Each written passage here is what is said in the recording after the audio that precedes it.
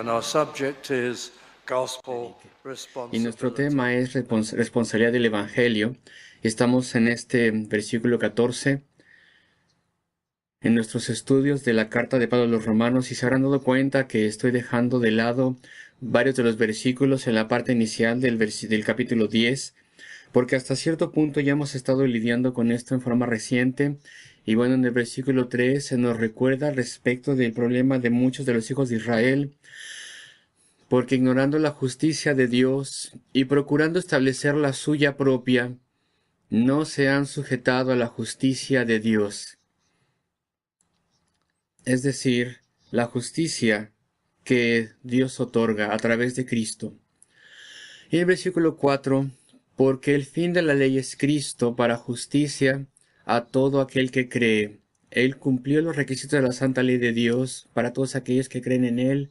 Él ha pagado por los pecadores. Él ha pagado por todos aquellos que confían en Él. Él es el punto final, el cumplimiento y el objeto de la ley para justicia, para todo aquel que cree. Y después en el versículo 5, porque de la justicia que es por la ley, Moisés escribe así, la ley moral, el hombre que haga estas cosas vivirá por ellas.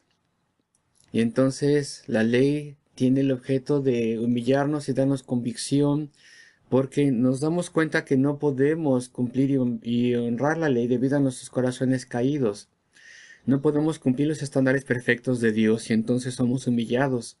Y entonces somos llevados al mensaje de la gracia, y esto es lo que Pablo está diciendo en el versículo 6 cuando utiliza esas palabras extrañas. Porque la justicia que es por la fe dice así, y él está citando a Moisés en su gran sermón final que está en Deuteronomio capítulos 29 y 30, etc.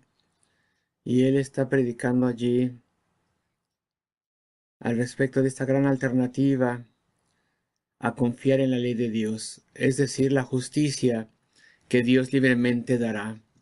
Y la justicia que es por la fe dice así, de esta forma, después avanza con esta cita larga. Y después les recuerdo, y esto es para preparar nuestro tema en el versículo 11, les recuerdo lo que dice aquí, pues la Escritura dice, todo aquel que en él creyere es por fe la salvación, ya sea judío o gentil. Versículo 12, porque no hay diferencia entre judío y griego, pues el mismo que es Señor sobre todos, de todos es rico para con todos los que le invocan. Y después se repite aquí en el versículo 13, porque todo aquel que invocar en el nombre del Señor será salvo. Y versículo 14, ¿qué es lo que vamos a considerar este día? ¿Cómo pues invocarán a aquel en el cual no han creído? Este es el estudio famoso al revés del apóstol Pablo, y este versículo aquí en el versículo 15 que viene después, están al revés, el 15 el 14 y el 15.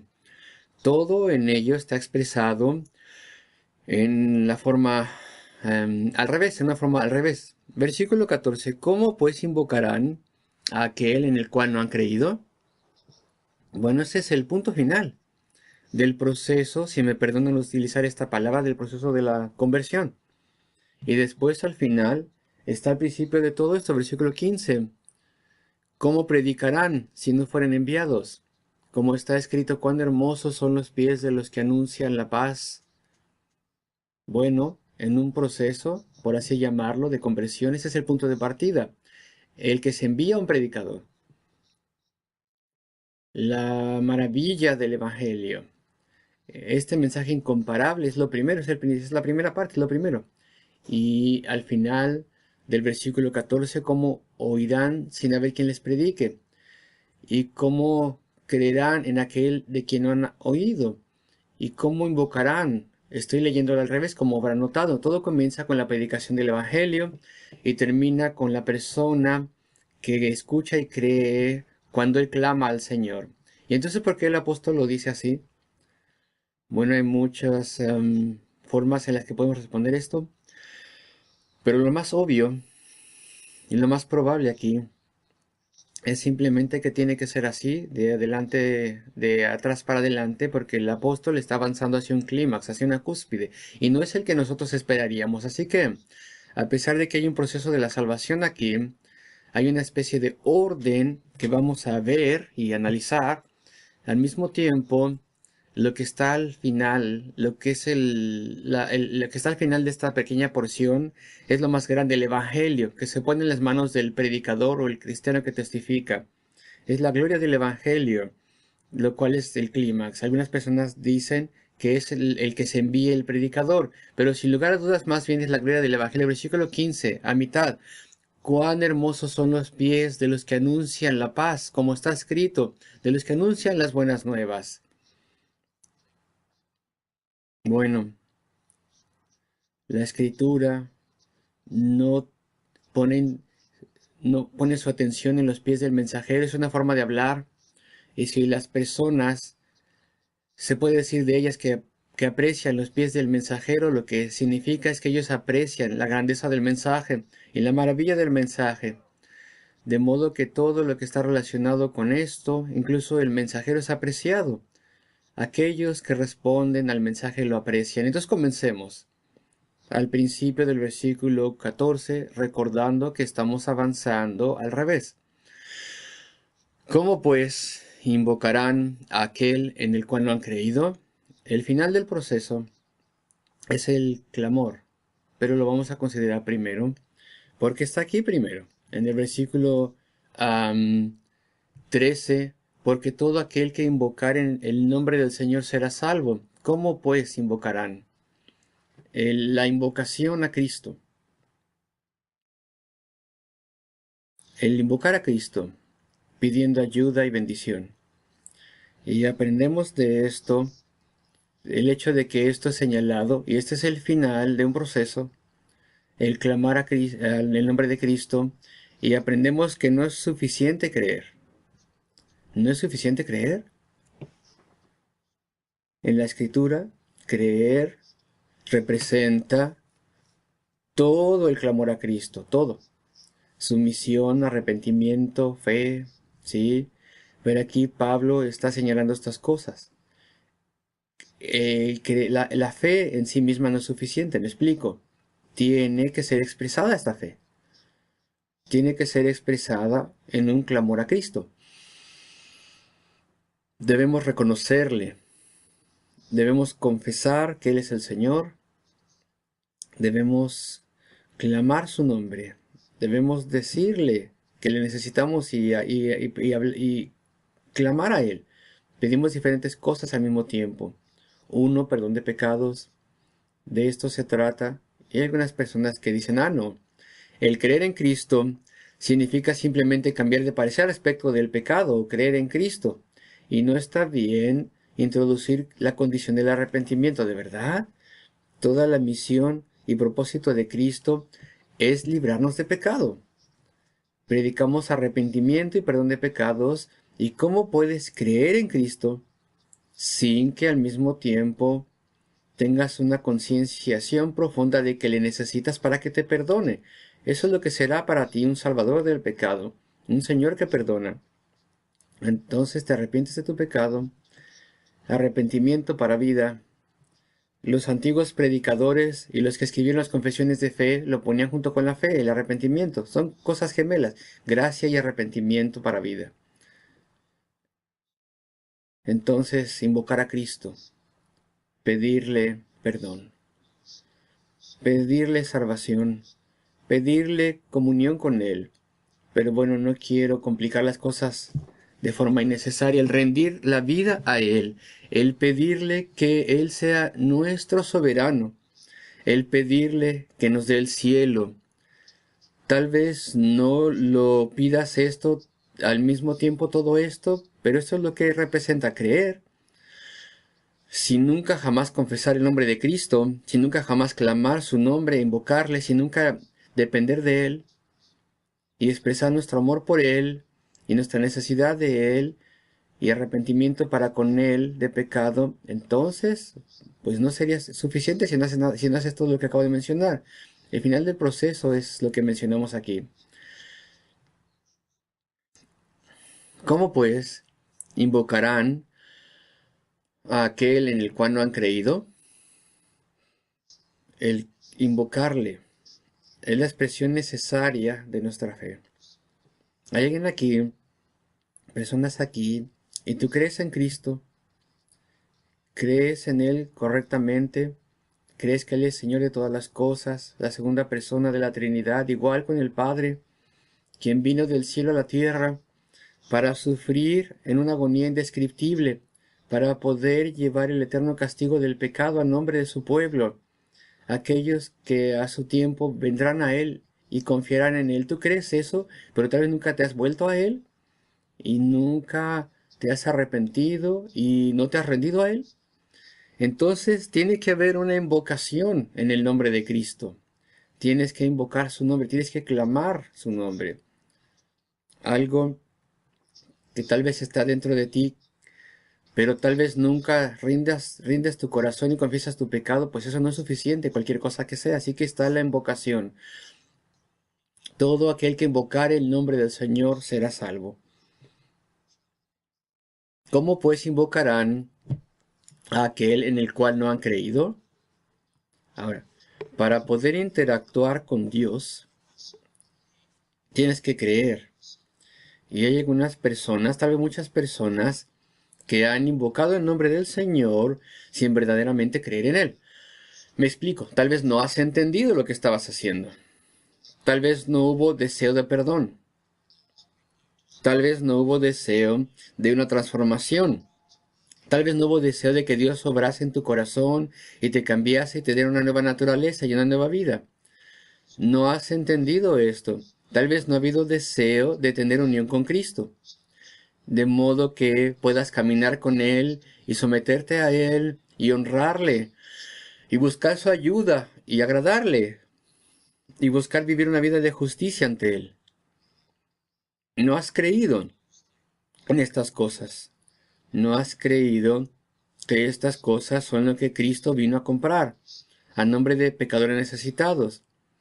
Y entonces has clamado su nombre tal vez en desesperación, tal vez en tiempo de enfermedad, tal vez con cierta presión, pero no verdaderamente has creído, no has entendido lo que estabas haciendo.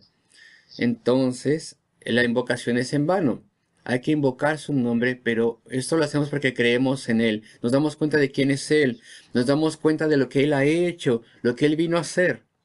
Nos damos cuenta de que Él es aquel que necesitamos, que Él es el exclusivo Salvador y que necesitamos invocar su nombre, solamente su nombre. Él es el único que nos puede ayudar y cambiar. Él es nuestra única esperanza para el cielo y la vida eterna. Entonces estas dos cosas el apóstol ya mencionó. ¿Cómo pues invocarán a aquel en el cual no han creído? ¿Y cómo creerán en aquel de quien no han oído? Bueno, hay algo que tengo que mencionar al respecto de la traducción aquí que tenemos en el español.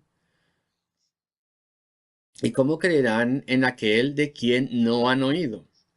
Bueno, voy a explicarlo así como está primero que nada, porque es una traducción correcta y legítima la que tenemos aquí, de quien no han oído. Pero es cuestionable si la palabra de tendría que estar ahí o no, y lo voy a explicar.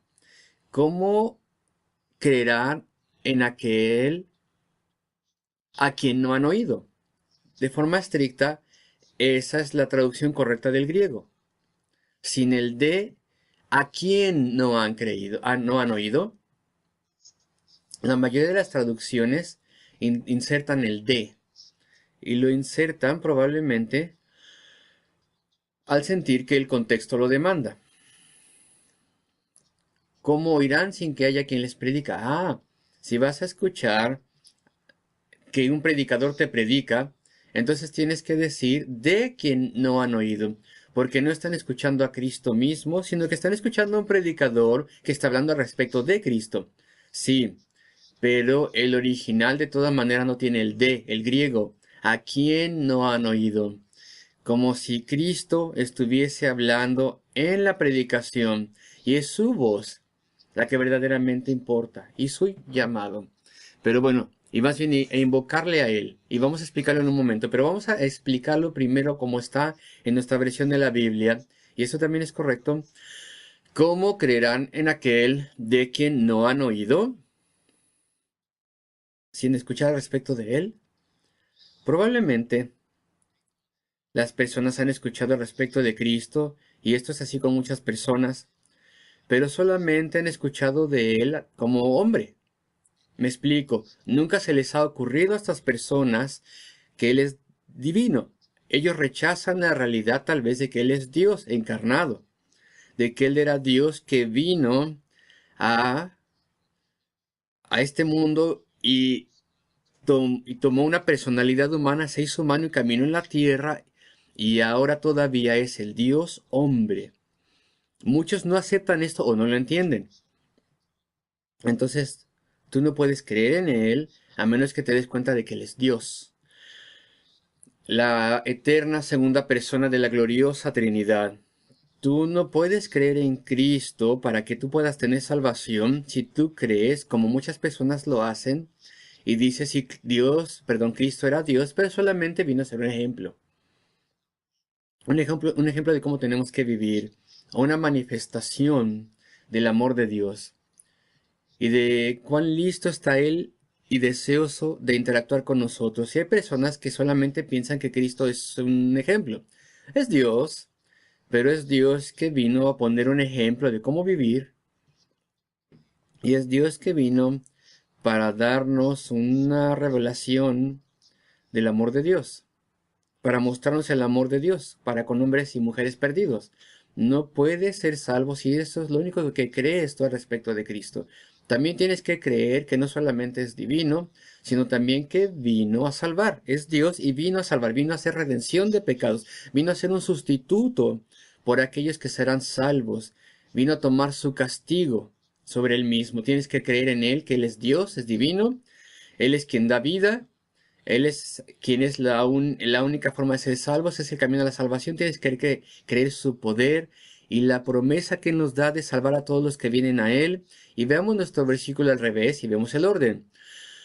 ¿Cómo invocarán? Tienes que invocarle a quien en el cual no han creído. ¿Y cómo creerán en aquel de quien no han oído? Tienes que escuchar la verdad respecto de Él. Es por esto que es tan importante declararlo, proclamarlo. Y veamos el versículo como está entonces. ¿Y cómo creerán en aquel a quien no han oído? Y bueno, esa es la traducción que algunas Biblias americanas siguen. Las versiones de Inglaterra ponen aquí el de siguiendo a Kindle, lo cual es una traducción legítima. Pero de forma estricta, también tenemos que mirarlo, esta pregunta sin el de.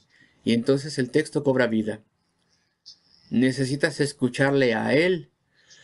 El problema con los israelitas, o la mayoría de ellos, en el tiempo de Moisés, es que ellos no escuchaban a él, no le escuchaban a él, le escuchaban al respecto de él. Moisés les decía al respecto de él, se les decía al respecto de la gracia de Deuteronomio 29 y 30. Son ejemplos de esto. Las palabras de Dios a Abraham, a Isaac y a Jacob. Estos son ejemplos de la gracia. Escuchar respecto de la gracia y el perdón y la misericordia, la necesidad de venir a Dios por la fe, pero nunca escucharon el llamado de Cristo. Nunca comprendieron la redención personal. Y entonces, así es con nosotros también. Tal vez has escuchado respecto de Cristo, sabes al respecto de Cristo, tal vez eres una persona joven y has sido criado en la iglesia. Has escuchado estas cosas. El reto ha sido expresado, se ha hecho un llamado a tu corazón, pero nunca lo escuchaste, por así decirlo, de Cristo, viniendo de Cristo. Los antiguos himnos lo tienen así.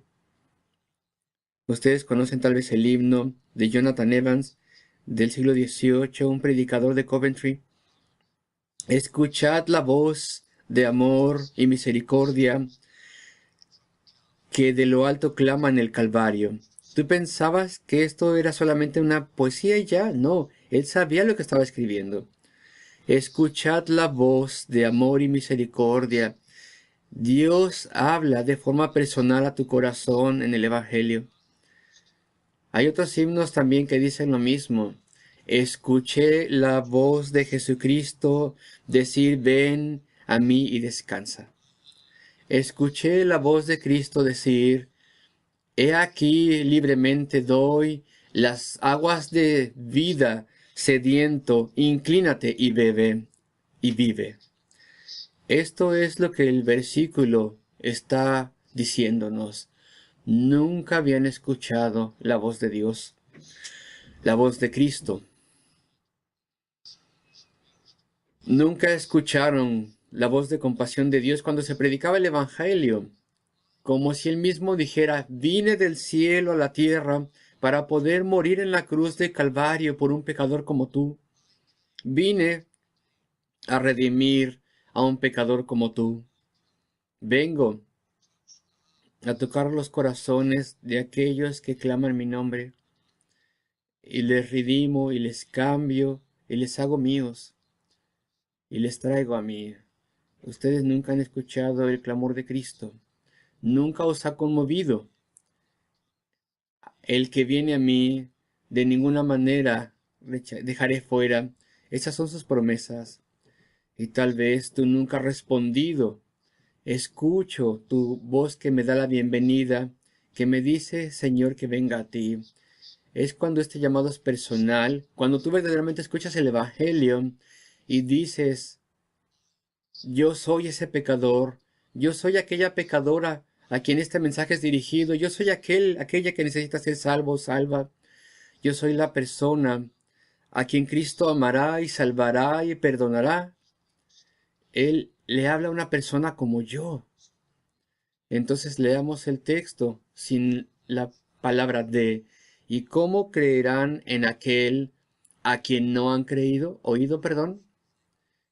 ¿Cómo creerán en aquel a quien no han oído? A quien no han oído. Queridos amigos, espero que incluso este día y durante el día y en el servicio evangelístico y en la escuela dominical, las clases de los adolescentes y niños, espero que haya muchos este mismo día que escuchen no solamente de Cristo al respecto de Él, sino que le escuchen a Él mismo y se den cuenta que esto es algo personal. Y el Hijo de Dios Todopoderoso que vive por siempre, a través de quien todo fue hecho, ha venido a ser un Salvador para individuos. Mi Salvador, tu Salvador. Cuando tienes este entendimiento de pecado, tenemos que creer verdaderamente e invocar su nombre. ¿Y cómo oirán sin haber quien les predique? Vamos a esta parte todavía anterior.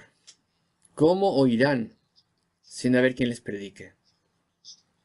Instrumentalidad humana. Tiene que ser declarado el Evangelio. Esto incluye la testificación personal, claro que sí. Pero la palabra aquí, alguien que les predique, es la palabra heraldo en el original, o pregonero, uno que levanta su voz para poder hacer que tantos como sean posible puedan escucharles. A lo largo y a lo ancho, clama con su voz, con una forma autoritativa y persuasiva. Está predicando los hechos de la redención, el amor de la redención también. Está buscando comunicar el corazón de Dios, la voz de Cristo, el amor de Dios. Está predicando, espero yo, de forma persuasiva. No solamente está mencionando los hechos, sino que está persuadiendo y razonando con las personas, reconviniendo, está haciendo todas estas cosas. Está haciendo esto con urgencia, con amor, con instrucciones, lo está haciendo claramente, no utilizando jerga teológica, tecnicismos que no son fáciles de entender. Es el predicador quien hace esto y tiene que hacer todo lo que mencioné. No debe de confundir su mensaje con entretenimiento. No puede haber ningún grupo musical en la plataforma. No tiene que haber nada de entretenimiento que confunda la seriedad del mensaje, que tiene que llegar al corazón y hacer que aquel que escucha piense. No puede confundirse eso con la mundanalidad. Si esta persona se viste como un entretenedor, un actor mundano, y se comporta como una celebridad mundana o personalidad del escenario, pues está entonces predicando dos mensajes a la vez. Si él tiene solos instrumentales que son idénticos a las melodías que se utilizan en el entretenimiento mundano, entonces dice dos cosas a la vez. Dice, necesitas a Cristo. Necesitas la muerte redentora de Cristo, necesitas arrepentimiento y fe y una nueva vida, y al mismo tiempo puedes tener al mundo y todo lo que está en el mundo y las trampas del mundo, y las personas que escucharán un mensaje confuso. Necesito a Cristo, pero puedo tener el mundo también. Y esto es lo que está pasando por todas partes en el mundo hoy en día. En muchas iglesias muy equivocadas tienen el mundo y el evangelio y lo mezclan. Y el producto final es un mensaje completamente confuso y erróneo. No se puede tener todas las cosas mundanas del mundo y creer también que tú fielmente estás explicando el Evangelio. Es imposible. Es en contra de la Escritura. Es en contra del Señor. No hay ningún antecedente así en la Escritura. Nunca fue hecho esto así. No hay ningún ejemplo de eso. Amigos, el predicador debe predicar la palabra. Sí, con tanta persuasión como pueda. Tiene que dar las advertencias, porque es un aspecto serio, las órdenes de Cristo, y toda la ternura y el amor y la amabilidad del Evangelio. Eso tiene que estar ahí también. Todos los pasos están ahí. Y hay responsabilidad humana de predicar también. Entonces, hay que invocar el nombre del Señor, eso es vital. Hay que creer en Él de forma correcta, eso es vital. Hay que escuchar su voz, eso es vital. Hay que predicar, hay que explicar, hay que razonar con las almas. Pero el envío también, versículo 15. ¿Cómo predicarán si no fueren enviados? Dios es el que los envía. Los predicadores, Dios los envía. Tienen que tener el llamado de Dios en sus corazones, la carga que Dios pone en sus corazones. Primero los apóstoles, pero los apóstoles ya pasaron, los apóstoles ya se fue, ya pasaron. Ahora hay predicadores, evangelistas, pastores a través de los siglos. No se les llama ser ricos a los pastores y evangelismos. No hay ningún ejemplo de riqueza así, de un predicador rico en la escritura. Encuéntrame un predicador rico en la escritura. No se nos llama ser ricos a los predicadores, no. No se les llama a ser individuos libres que pueden hacer lo que quieran de la forma en que quieran, no. No son llamados a tener fama personal, no. O actuar como celebridades, no. No se les llama a tener paz y tranquilidad, sino que tienen que elaborar y trabajar con todas sus fuerzas, con todo su ser a través de toda la vida. Son llamados a clamar a Cristo y a enseñar y alentar al pueblo de Dios, a cuidar a las ovejas. Son llamados a ser despreciados también. Ha habido algunos periodos de la historia cuando los predicadores no han sido despreciados, cuando han sido honrados por la sociedad y aplaudidos. Bueno, eso es bueno, agradable, supongo. Qué agradable. Pero nunca les hizo ningún bien. Cuando el ministerio ha sido aplaudido por el mundo, cuando las cosas han sido tranquilas por un tiempo, normalmente les arruina. Queridos amigos, a los predicadores no se les llama a ser aplaudidos, sino despreciados. Son llamados a estudiar la palabra y a proclamarla. Son llamados por las reglas que están puestas en la escritura. Alguien me dijo, yo escucho en el internet a una mujer predicadora. Ah, sí, ¿tú haces eso? ¿Fue llamada por Dios? No de acuerdo a la escritura, imposible, no. A las damas no se les llama a eso, Dios no las llama a eso a las damas. Ella fue llamada por una iglesia, muy probablemente que no. La mayoría de las damas predicadoras son predicadoras porque ellas quieren hacerlo. Yo no estoy ya hablando de las mujeres sacerdotas en la iglesia anglicana, pues Dios tampoco las llama, me atrevo a decir, no, no conforme a la palabra de Dios. Ah, pero me gusta escucharle a esa dama.